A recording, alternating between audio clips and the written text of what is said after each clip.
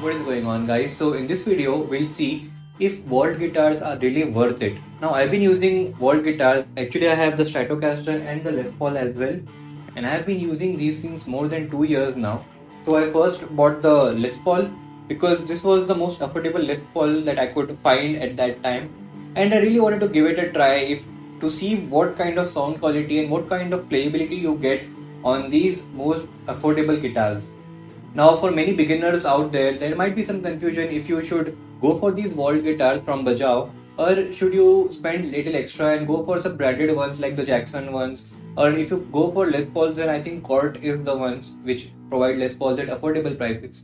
But still, they are still tad bit more costlier than the vault guitars that we get from Bajaao. So this video won't be an exact sound test, but still in the background you can hear that I am playing this guitar on high gain. But this isn't entirely a sound test, but if you want that, do let me know in the comment section below. I'll make that one as well for you. But this video is just a quick review of my usage, and I also want to guide you if you should go for these guitars right now or not.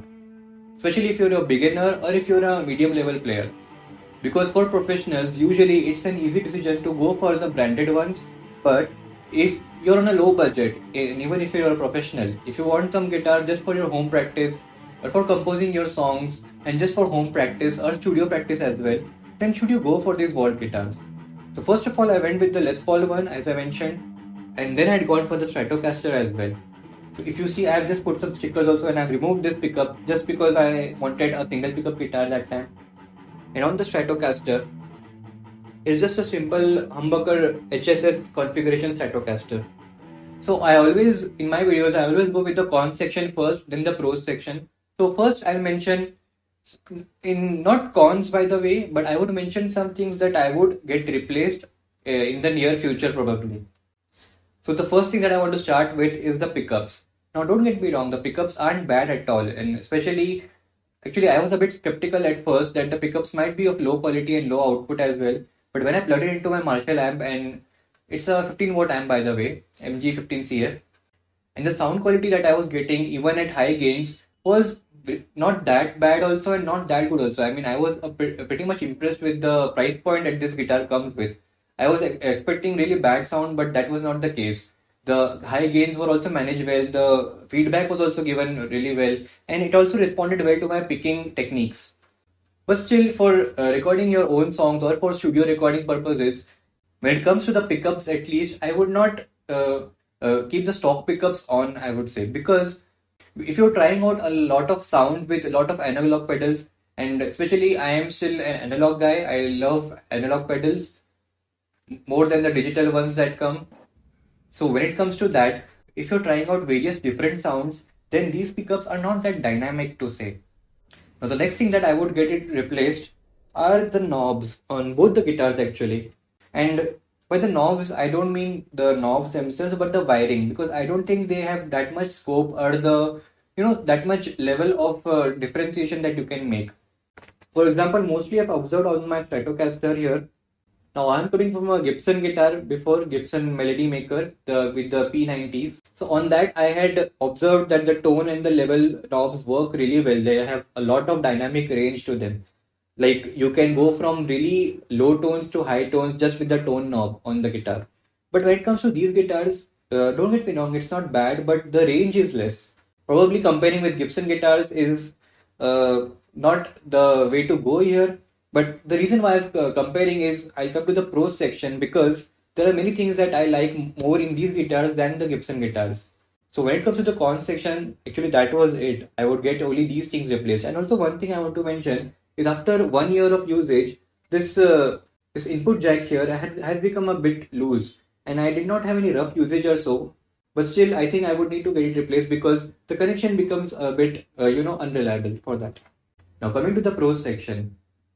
Now, comparing with my Gibson guitar that I had earlier, I would say the tuning keys are really, really impressive.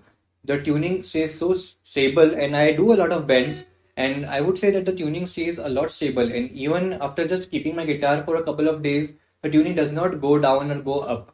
I think the weather also contributes to that, but the tuning keys are really, really stable. My Gibson guitar that I had earlier, actually just after a couple of bends it lost the tuning, and especially I do double bends like this, so on the third string it used to lose its tuning every now and then. But on these guitars it really stays stable, and I'm really impressed with the stability of the tuning. The next pro I would say is the fretboard. These fretboards seem so authentic and so smooth to play. Going around the fretboard is so easy, even for a beginner and a medium level guitar player. Now, the next thing in the pro section I would mention is the weight distribution of the guitar. Earlier, I had an Ashton SG guitar, which was also an affordable guitar, and on that the fretboard was so heavy and the body was very light. So what happened was, whenever I'm strapping this on standing, the fretboard used to fall off. So it was really difficult to play while standing. But for these guitars, the weight distribution is done really well. Now this Les Paul is really heavy, and it really reminds me of those Ibanez guitars, which are really heavy and gave out great tone.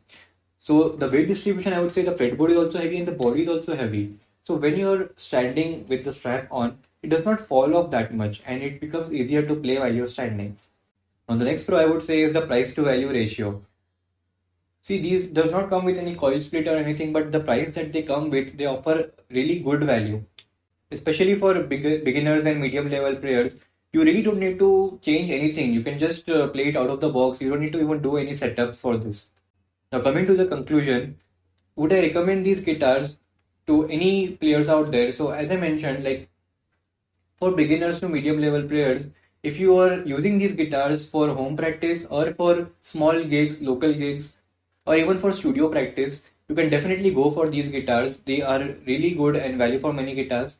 But if you're a professional and if you want to try out various sounds with with high level of accuracy, the tonal accuracy, then I think you might need to get your pickups replaced, and also some of the like tone knobs and volume knobs, you might need to get them rewired again, just to have that extra range of tones that you can get out of these guitars. But when it comes to the tonal capabilities, the sustain and all those factors, whatever you can expect from a costly branded guitar, most of the things are offered by these guitars, especially the tuning stability, and also the sustain and the good playability when it comes to the fretboards. So that's it guys. I hope you guys like this video. I'll catch you in the next one. Peace.